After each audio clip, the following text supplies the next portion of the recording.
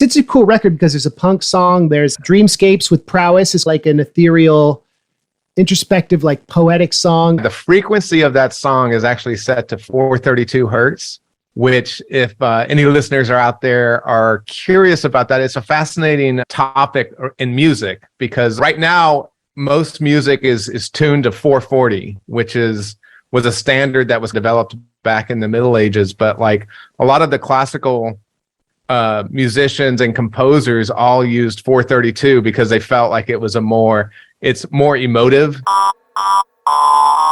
Happy Halloween. It's episode 121 of the MC Lars podcast. This week we've got Cowboy Coder. Now, you may have recognized him as the guest vocalist on ADA AMA from Blockchain Planet.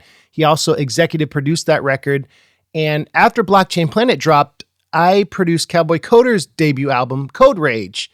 And he just put out an EP of really cool like techno EDM covers of old school video game themes. It's called Stardust. So we talk about that. We talk about his role as an engineer before moving full-time into musician life. Cowboy Coder came on tour with me in the UK with Laser from the Double Clicks and Schaefer the Dark Lord and Ruled by Raptors last year. So this is my interview with Cowboy Coder right here on the MC Lars podcast. Happy Halloween, everyone.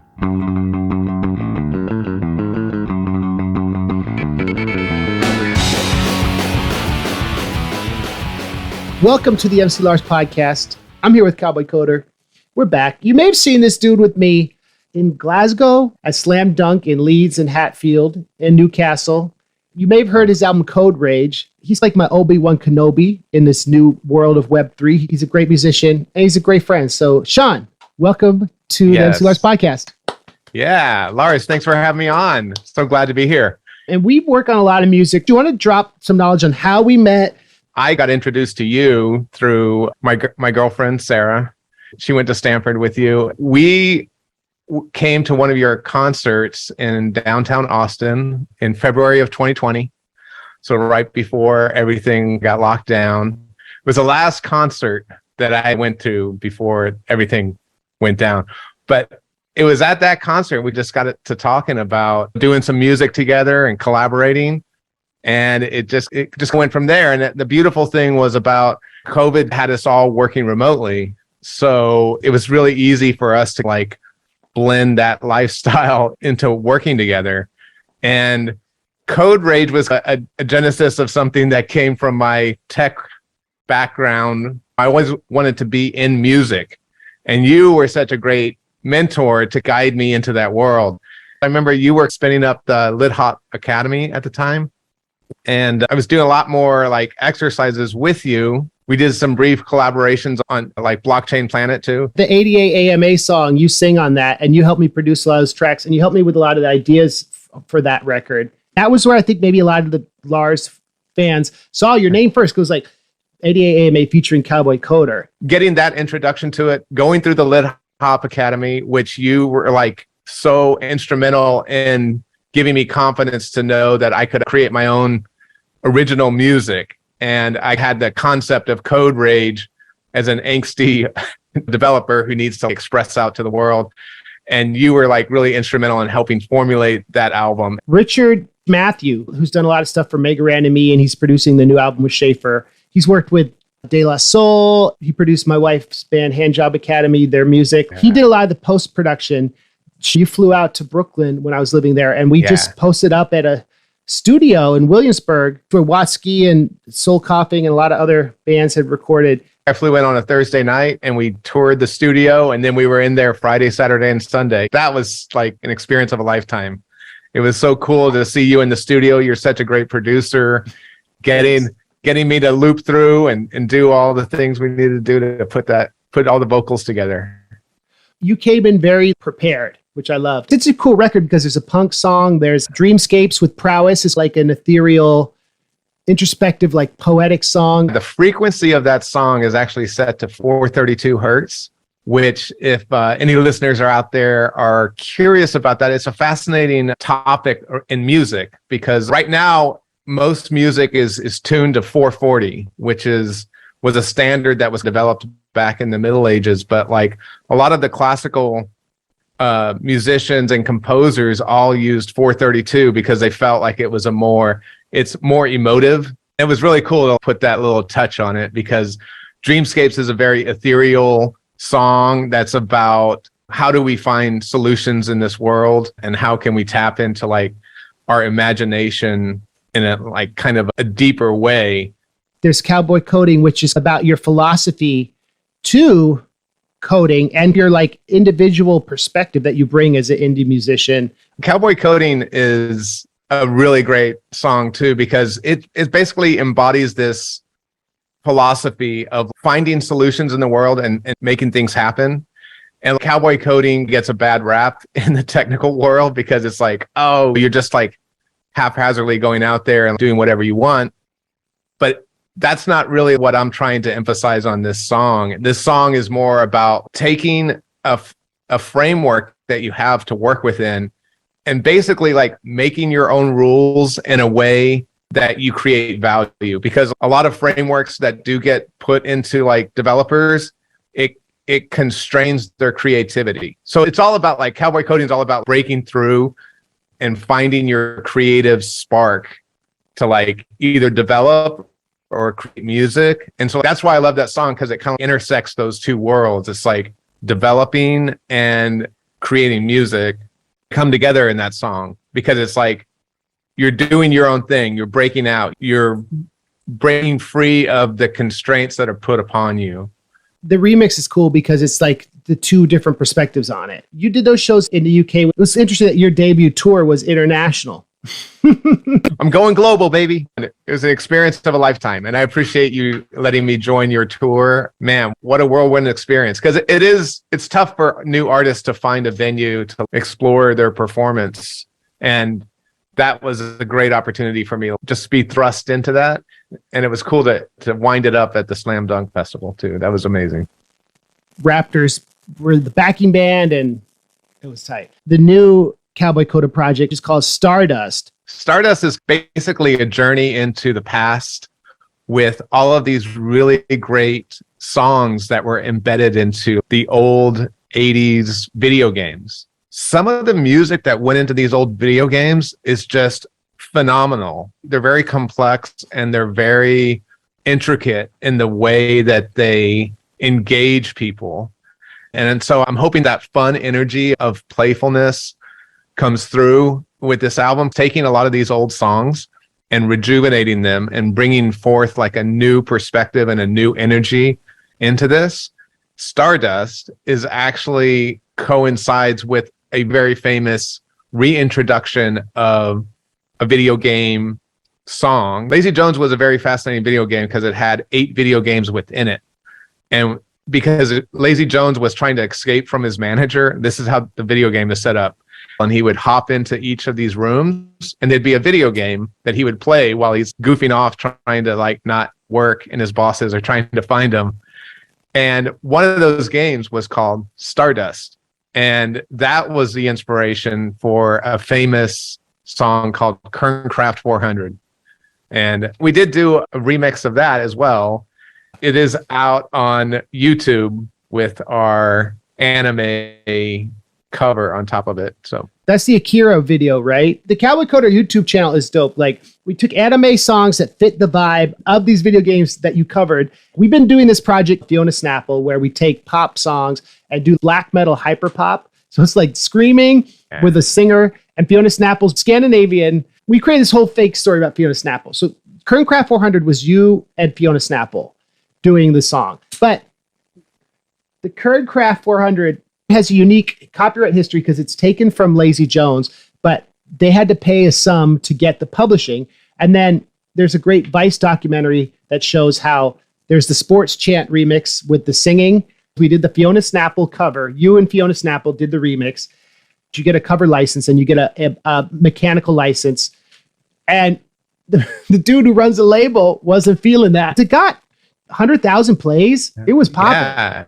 Yeah, it was. Yeah. You're a victim of your own success because it's like as soon as they see you like popping off, they're like, oh, wait a minute. Yeah, it's wild though that we had a license and they're like, no, that doesn't work. It's one of those weird music industry details. Because a cover, it's a unique scenario because a cover is legal when you don't change it. But what came into question is what is the original? Going back to the Lazy Jones thing, the original being the thing from the game. Stardust is a reference to that. And Lazy Jones, in a way, that's the original metaverse. It's the OG of the metaverse. I love that. And so that in spirit became the album. And then the album cover is you. It's a reference to that Matthew Broderick film. The cover art, you designed it. Juan and Diego drew it. What was the concept? So it's War Games. This was a movie that came out in the 80s. And it starred Matthew Broderick, and he was a hacker, and he hacked into the defense network system. And he started interacting with the primitive AI, if you will, at the time that governed all of the missile systems. The computer would prompt him and say, would you like to play a game? And that's the impetus for that album art. I love Tetris. This was a very popular game. I'm sure a lot of the listeners have probably heard of it or even played it. You have to basically solve these puzzles with there's four different pieces that come down, and you basically solve this puzzle as you go through it. It teaches you a lot of life lessons because the game never ends until like you die. You can't go any farther, but it keeps getting progressively harder and harder. It's symbolic of life in a lot of ways. But the music component of it is fascinating too, because it was inspired by this guy named Nikolai Nekrasov. He wrote a poem, and the song that went along with that, called Korobenenki. This song was a Russian folk song, and that's how it got embedded into the actual video game. Tetris is basically tetra for four and tennis. So the guy was trying to combine the art of playing something that's enjoyable for him, as well as these four pieces that you have to work together. But the music is phenomenal. I really love the song, and we did a remix of it, and we have a video that kind of highlights the Apple TV movie that they put out about Tetris, which is another fascinating story in itself. But we embody that in the music video. It's cool because you're someone who knows a lot about tech, about Web3, and Tetris is literally a chain of blocks. It's a blockchain. Yeah. And that was something I wanted to capture in this album too, was like all these different philosophical ideas that I have always running through my mind, and trying to rejuvenate like some of these old great classic songs, because I love the remix that we did on this, and the video that goes along with it captivates you and makes you very curious about the backstory. So hopefully people will enjoy the song and maybe go see the movie on Apple TV. It's a great cover, hardcore, high energy. It kicks the record off. We drop into this kind of chill hip hop cover of the great Gianna Sisters theme, which some background on this is a little lesser known game, a Mario parody spin-off that came out for the Commodore 64. You realized you like the theme of the song a lot, right? It's basically the story of this girl who's having a dream, and she's looking for her sister in this dream. There's 33 levels in this game, and when you finish it, the sister comes and wakes you up, and you realize you're in a dream. Whoa, this is like meta. There's an underworld and an overworld. So there's this theme of as above, so below, intertwined into the game. It's got so many different aspects to it. It almost brings you into this mystical kind of experience in terms of how it flows. And we've done a pretty cool animation with it as well that kind of brings in some of these mystical elements. There was this Polish rapper named Denise who sampled it in 2006 on this song called Nekum. And it's a pretty cool rap. He's like serious Polish hardcore. Music can transcend its origin. Both great Gianna Sisters and Money on the Run are examples of games within games, stories within stories. Yeah. There's a framing device, and that's what I love about this project. We created this framing device by taking famous anime that reflects the songs and doing the anime music videos. It's not just like an album of video game covers. Anytime we can blend some philosophy in with some of the things that we're creating and working with, and that's exactly what I think that song embodies. Then you covered a NES classic, that all the kids with their ray guns who worked on the Duck Hunt cover. Talk about that one. There's some personal elements for me as well. There was a group of people I used to play this game with back in the day, and you can hear it if you listen closely in the background on this song. So that's really cool. But if anybody ever played Duck Hunt, it was one of the first kind of video games that kind of tried to bring the arcade experience to your home. And you had this little device that was like, it was almost like a first-person shooter that would actually allow you to shoot at the screen when these little ducks would fly around. And the thing that was really funny about this game was like, if you missed, like the dog would come and he would like taunt you and laugh at you. So I always thought that was hilarious. I don't know why, but we've got that in the song as well. Like we put the little dog laughing because that's the most iconic part of this video game. And that's what I wanted like this song to represent. It's just like a playful, fun. That's what I used to do. So that one has a lot of like personal elements for me myself on it. And also what's fun about this cover, I think that's cool, like a tag on there. But when I think of Duck Hunt, the theme music doesn't stand out to me as much as it does for like Mario Brothers or something. But when you made this cover, I was like, oh, the theme music is good. So it was like a surprising twist. I haven't heard like an EDM cover of the Duck Hunt theme ever. So. Probably never will again, but yeah. That's why we're blazing new ground.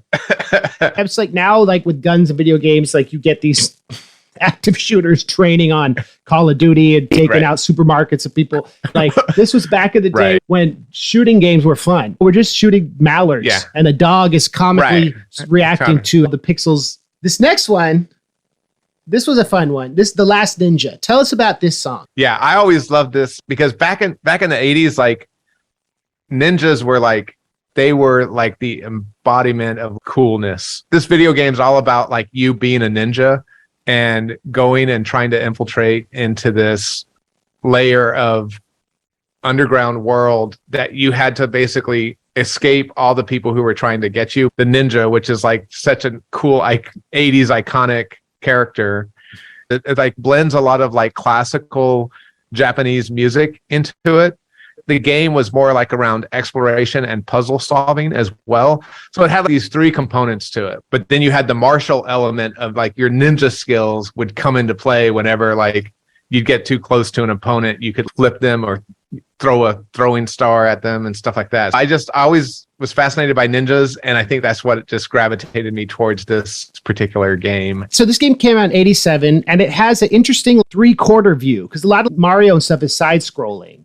For 87, these graphics were great, right? And that's the other thing that's fascinating. A lot of these games were revolutionary at the time. The Amiga had sick graphics. There's a really great Roger Rabbit game called Hair Raising Havoc. It's the best Roger Rabbit game. So let's talk about Centurion. Okay. Centurions. They're trying to thwart the efforts of Doc Terror, who's trying to build like weapons.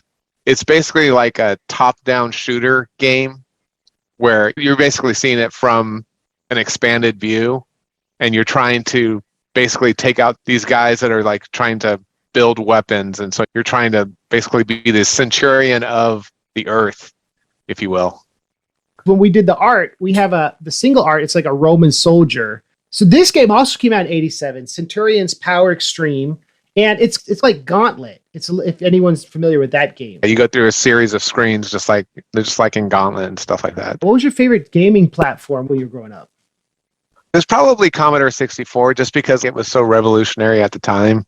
It had a lot of powerful processing, and the fact that they started the whole 8-bit music scene, because that's what they embedded into these video games. That kind of was the genesis of like digital music. And so like now we have a lot to thank that platform for bringing music into a digital world. So I think that's like probably the coolest platform. The thing about those melodies, like you have only a few channels, you have to make the melody really good. If you're going to sample something, it's got to be tight. If you're going to do a EDM video game covers record, you got to pick songs with strong melodies, which you did. And I think that's interesting about 8-bit sounds. Commodore 64 opening the door for that. It's like a parallel there. We always seem to come back to these themes throughout, whether it's in technology or music or culture. we're always like cycling through these same kinds of patterns. And it's fascinating to me what makes one thing take off and another thing not. Why didn't Commodore 64, why didn't they see, hey, wait, maybe digital music is like why don't we go chase down that industry? But it's just fascinating to me how everything feeds off of itself, and they take ideas from different places, and you never know which one's ultimately going to end up winning that race.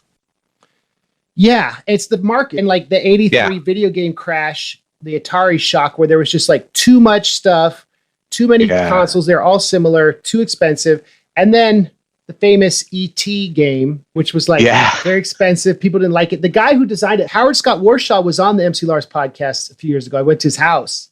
He was pointed at as the reason the video game industry crashed. And he's a therapist now and does therapy for engineers and devs in Silicon Valley. Wow. Pretty cool. You bring up therapy because I've heard that they're using Tetris now as a form of therapy. Like you can use a video game to help entrain your mind, and things that are like Tetris, where it like uses cognitive abilities to play the game. They're using video games to help people deal with like trauma and other types of psychological disorders. And I don't know, that's just fascinating. I didn't even know that he actually became a therapist. Creativity is therapy. I remember using Mario Paint, which was an old SNES game that had a mouse, and you could make music on it.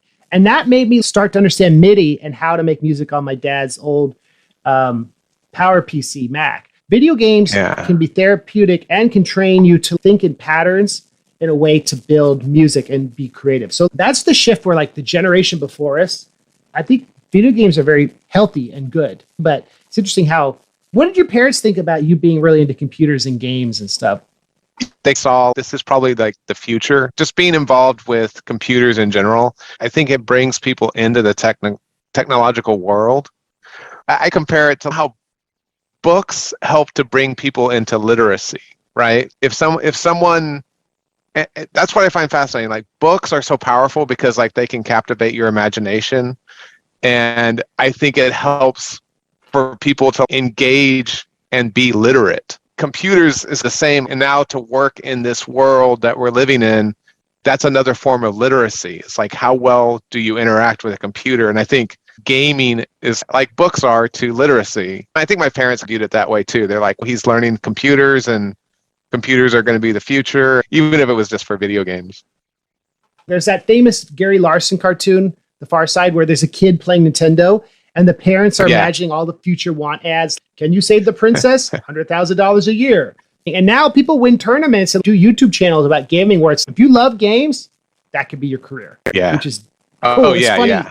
Had that went full circle. When I was working with Henry Jenkins, who's a communications professor at Annenberg at USC, when we were doing the stuff for the TED Talk, a lot of his work focuses on transmedia. And it's this idea that like when we were Neanderthals, young babies are taught to play with toy spears and toy bows and arrows. So when they become adolescents, they're ready to go hunt the mammoth, to get the mammoth meat. So you play in a way that makes you ready for that sort of way of surviving. Being primed to have that digital literacy is just as important. Being able to make beats and create more, consume less media, create media. And it's interesting, like your career, you were always a musician. You played in bands all through college and you did music. And then you went down like the developer engineer route, and now music's your full-time profession.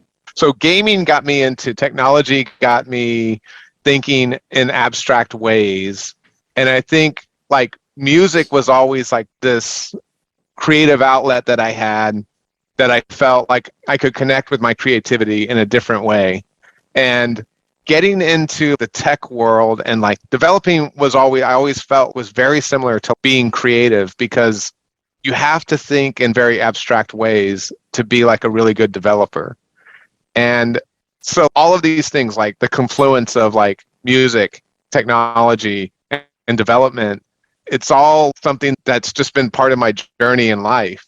And it's so cool to like return to music after so many years, because once I was in development, I was like, so it's cool to come back later in life and re-explore. You're a very like thoughtful, philosophical guy. And I love how all the songs you picked for Stardust, they're all like stories within stories, right? And they all spark the imagination. I think Chain Reaction is an interesting one. Do you want to talk about that one? Back in the 80s, there was always this kind of apprehension about nuclear technology and how we would use it in the future. And so like Chain Reaction kind of embodies that whole element of like people who are resisting something that actually could be beneficial for the world, but it's such a powerful technology. Are we going to be good stewards of it?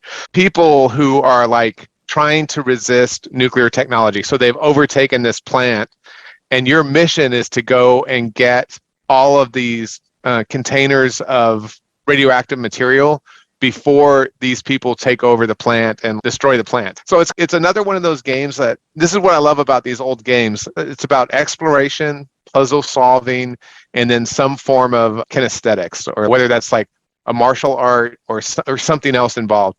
And in this particular game, it's like you have a jetpack, and you can go through the air, go through the land, go through the sea, and there's ways for you to like go into these different environments and try to get the radioactive material before the people who are against it like contaminate the whole plant. And it's one of those ones that's also by Ron Hubbard, who I think is like, he's a masterful composer. And I just love like this one and Monty on the Run are like probably two of my favorites, because like the complexity, and just to know like someone composed this for a video game and it's like a masterpiece. You know what I mean? Like that, you had those great classical composers. I think that's what kind of started in the 80s video game genre. You had these just masterful music scores that went along with these amazing games. Like the Mario theme and all those old gamer songs, like they were the albums. They did one on the soundtrack from the Mario Brothers game that Ashley got me that book. It truly is art, and it truly is like these composers, like they enter the pop culture. You hear these themes forever. Great composers remix stuff that's already out there and recontextualize it, which is a hip hop thing, but that's also the context of the Tetris. Take a folk song and make it reflect. Right. It's interesting how two things I was going to say, like Chain Reaction came out in 87, and like the graphics on that are so much more primitive compared to Last Ninja. It seems like it's more of a puzzle game than Last Ninja, maybe. Right, exactly.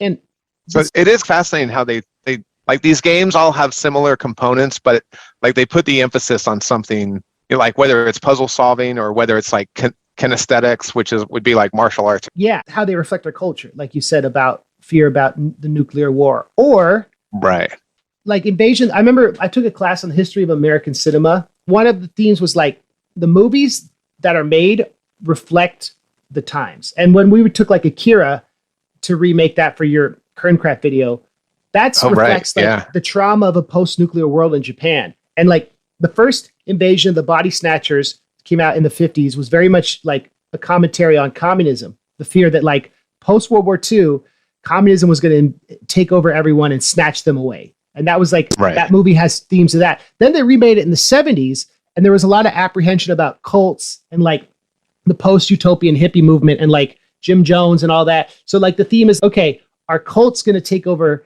the California cult mind control? Is that going to take over? It's the same movie, but it's a different narrative where the movie is not actually about the movie. It's about the times in which it was created. And so it's interesting because that metaphor extends to your record, because the songs are about your connection to these things and their reflection in history. And now this question about sustainability, nuclear energy, like maybe it is a cleaner thing. Maybe we will be on other planets carrying barrels around, and people who are trained in that game will get that job. Exactly. So it's pretty interesting. So Blade Runner, tell us about this, because like I hadn't heard about this game till you put me onto it. Yeah, Blade Runner is a fascinating thing too. There's a reboot now out that we tapped into as well, Black Lotus. It's cool to see that being rebooted. And this is a fascinating theme because I think we're going to enter this world here with AI and everything coming on board with robotics. And those robotics may turn into what in Blade Runner, and they call these things, they're called replicants. And what they are is they're basically androids that are very human-like. And there is a revolt that happens like on one of the colonies. And so it's like these androids basically overthrew like the colony out in space, and Earth has a ton of these replicants. And so like the whole theme behind Blade Runner is you have to go and get these replicants and round them up so that they don't do harm. And this game is all about that. It's all about you have to go and you have to like go find these replicants throughout the game. That movie is so iconic. The first game came out in 85, I think. Yeah. The other thing that's really cool about Blade Runner is Ben Jealous actually did the soundtrack for the movie. I don't know if you're familiar with him, but he was also the composer who did Chariots of Fire, which was like a really iconic score of music. And that's embedded in the whole Blade Runner saga. And I just wanted to like kind of mention that because Vangelis is like a really amazing composer. And like the fact that there's an element of that present in the game and the song itself is like really cool to me. And the really cool thing about that is there was a lot of controversy about this game when it came out too, because they didn't actually have the license from the movie production company. So they had to say, oh, this is just inspired by Vangelis, his soundtrack to the movie. And so that's how they were able to somehow get away with that. But I think that's an interesting backstory on it too.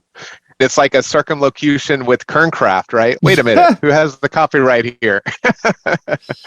Blade Runner was based on Do Androids Dream of Electric Sheep by Philip K. Dick, who's been very prescient in like a lot of things he predicted, like stuff about surveillance with Minority Report and Scanner Darkly, and like AI, like you were talking about, and a lot of themes in Philip K. Dick he predicted came true, which is why, in my opinion, it's very much in the consciousness. A lot of the science fiction stuff that the authors wrote about. So, Monty on the Run. Do you want to talk about this remix? This one is our longest song. I love this one because, again, it's Ron Hubbard. And Ron Hubbard, to me, is just, he's one of those classic composers for these video games. And this game is basically about this. Monty is basically a mole. So it's this weird like fantasy world, but and a mole I mean by like an animal. So he's a mole that was part of a union that went on strike against some of the mining that they were doing. So like him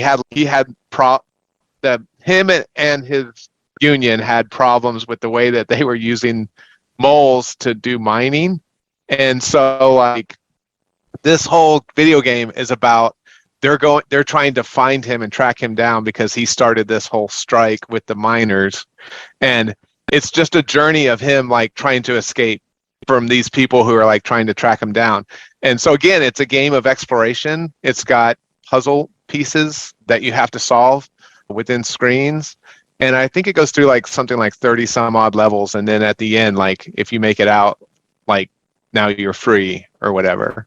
So it's cool. It's got a lot of really interesting puzzles that you have to solve, and it's just a really fun video game. But the song itself is really quite epic because it very much reminds me of some of the old like Bach or Beethoven style composing, because there's many different complex melodies throughout this whole song.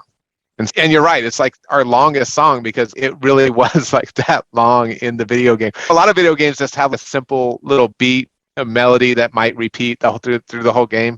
But this is like a true composition experiment. Yeah, the themes change. When you sent this to me, I was like, wait, is this two songs you bounce together on accident? Yeah, exactly. That's what it feels like. I thought that this song was cool because also the game, this is a game I learned about from you. It's very surreal, right? It's like a surreal concept. You're a mole named Monty who led a labor strike, and then you're on the run because of the labor strike. And in the 80s, that was Thatcher era England, because like the game, British game designers made it, and that was a theme, right? Like she was shutting down the coal mine. And everyone was like, she's doing it for the greater long-term economic strength of England. But that's been a controversial thing because people are very divided on that, Brexit and everything. So it's like this game, it's funny that now I don't think you'd have a new game where you have a squirrel who's an Antifa member who's doing a Black Lives Matter protest because Nike Right. shut. You know what I mean? Politics. It's cool. It was cool that in the 80s, politics and gaming mainstream game could go like that. Yeah, exactly. It's really cool that you could have some of these social commentaries embedded within a video game, and people could enjoy it just as a form of escape. And education, like about the power of big business. And I thought that would be interesting to end with some metaphors. How Monty Mole is like Cowboy Coder, because he goes from problem solving engineering to like becoming a voice for freedom and expression. Like you went from engineering to being a full-time songwriter. This idea of he switches careers. And exactly. And he's an optimist who has to solve all these problems. And as a songwriter, as you're independently figuring out how to promote your music and you're doing different styles of music, I was wondering, do you relate to Monty Mole at all, or is that a far-fetched metaphor I'm trying to draw? No, I think that's a fair assessment. Yeah, Monty was like trying to be a voice for the people, and so there's a lot of things that go along with that. But it's also like the cool thing about, I do feel like there's an analogy there where it's like navigating the musical world, something that's you haven't really explored for many years, but now like your background gives you all these tools to explore it. And yeah, I think that's a good analogy. That's Stardust. It's streaming everywhere. Be sure to subscribe to Cowboy Coder's YouTube channel. I hope all the listeners really enjoy it and can embrace some of these themes that we were talking about and can see them as they enjoy the music and the videos.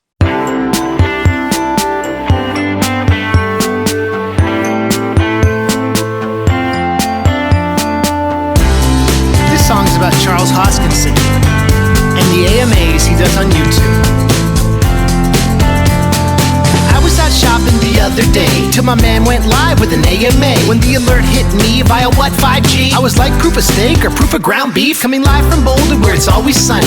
In Southern Colorado, Chuck's talking money, but not fiat. That we can't pretend that we can ignore recent market downtrend. Though fluctuations might astonish us, he celebrates the downfall of Bitcoin dominance. I forgot to do the dishes, his talks are that amazing. Cardano project got us all stargazing. When I feel the world is ending, I'm thinking I might just check out his thoughts on programmable finance. Fighting double speed, we got Charles on the mic, opting out the legacy financial system tonight. Charles Hoskinson has got a lot to say. It's that AMA. Looks like your afternoon's spoken for today. It's that AMA. Stop everything, put that book away. It's that AMA. I heard that he's been fasting, the dude looks great. It's that AMA.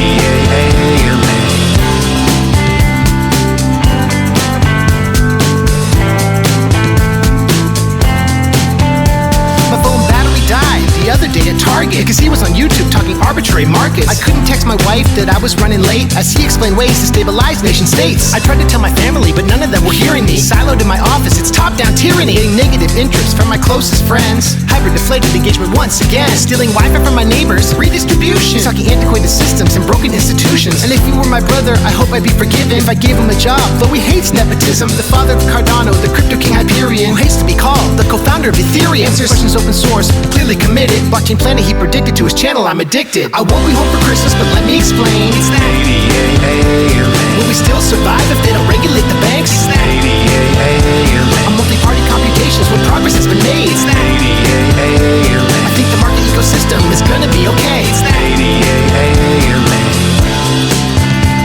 Wait, Roger Rabbit 2 is premiering tonight? And ICP did the soundtrack?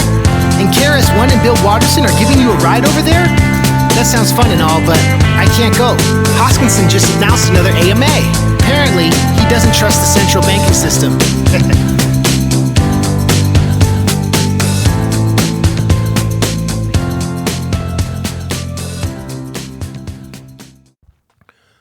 What great memories. That was ADA AMA. That was me featuring Cowboy Coder from Blockchain Planet. And listening to that song brings back memories of the pandemic's end and all the amazing stuff that happened after that.